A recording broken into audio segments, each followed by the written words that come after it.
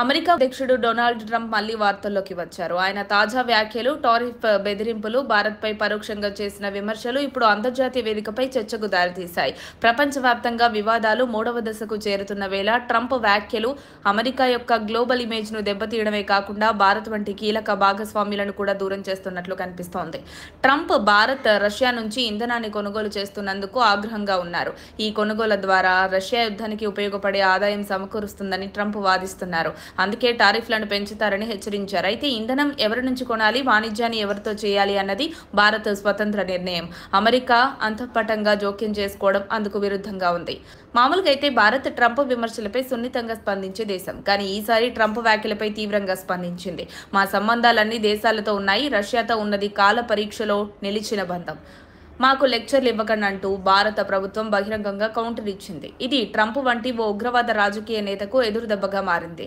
Trump ఒక పోస్టులో భారత కంపెనీలు రష్యా చమురు కొనుగోలు ఆపేశాయని పేర్కొన్న వెంటనే భారత్ 2 కోట్ల బ్యారెళ్ల రష్యన్ చమురును దిగుమతి చేసుకుంది. ఇది ట్రంప్ వ్యాఖ్యలకు సూటి సమాధానం. ఉక్రెయిన్ యుద్ధానికి ముందు భారత చమురు దిగుమతుల్లో రష్యా వాటా కేవలం 0.2% కాగా ఇప్పుడది 35 నుంచి 40కి పెరిగింది. ఇదే ఆధారంగా భారత్ తాను తీసుకుంటున్న ఆర్థిక నిర్ణయాలపై పూర్తి నియంత్రణలో ఉందని స్పష్టం చేసింది. యూరోపియన్ యూనియన్ దేశాలు ఇప్పటికీ రష్యా నుంచి ఇంధనం దిగుమతి చేసుకుంటున్నాయి. 2024లో మాత్రమే వారు $24 బిలియన్ విలువైన చమురును కొనుగోలు చేశారు. అదే సమయంలో ఉక్రెయిన్కి ఇచ్చిన సాయం $21 బిలియన్ మాత్రమే. అయినప్పటికీ ట్రంప్ ఒక్క మాట కూడా యూరోప్ మీద మాట్లాడలేదు. కానీ భారత్ను టార్గెట్ చేయడం పట్ల గమనించాల్సిన విషయం ఇది. ప్రస్తుతం భారత్ అమెరికా మధ్య $86 బిలియన్ వ్యాపారం జరుగుతోంది. అందులో $40 బిలియన్ ఎగుమతులపై ట్రంప్ టారిఫ్లు విధించారు. మిగిలిన $44 బిలియన్ ఎగుమతులపై ఇప్పట్లో ప్రభావం చూపలేదు. కానీ ట్రంప్ ఇలాగే కొనసాగిస్తే ట్రేడ్ వార్ ప్రారంభమవుతుందనడంలో సందేహం అయితే లేదు.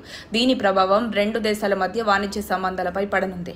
ట్రంప్ అధికారంలోకి వచ్చాక Canada, Mexico, UK, Europe, Bharat వంటి దేశాలన్నీ తార్కికంగా దూరం అవుతున్నాయి. అతని తీరు మిత్ర దేశాలను కూడా అప్రమత్తం చేసింది. రష్యా, చైనా, భారత్ లాంటి శక్తివంతమైన దేశాలను హెచ్చరించడం, ఆ దేశాల అంతర్గత వ్యవహారాల్లో జోక్యం చేసుకోవడం ముదిరిన సమస్యగా మారుతోంది.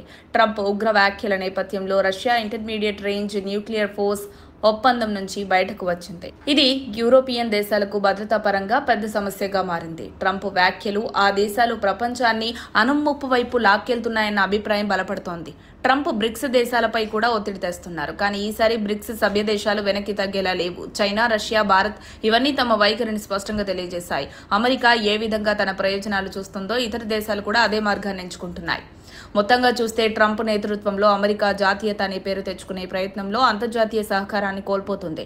భారత్పై పెట్టిన టారిఫ్లు, ఒత్తిడి చర్యలు అర్థవంతంగా పనిచేయటం లేదు. భారత్ ఇప్పుడు అమెరికాకు తన స్థానం స్పష్టంగా తెలియజేస్తోంది. ఎవరి శక్తి మీద ఆధారపడకుండా తానే స్వయం ప్రతిపత్తిగా ముందుకు సాగుతోంది.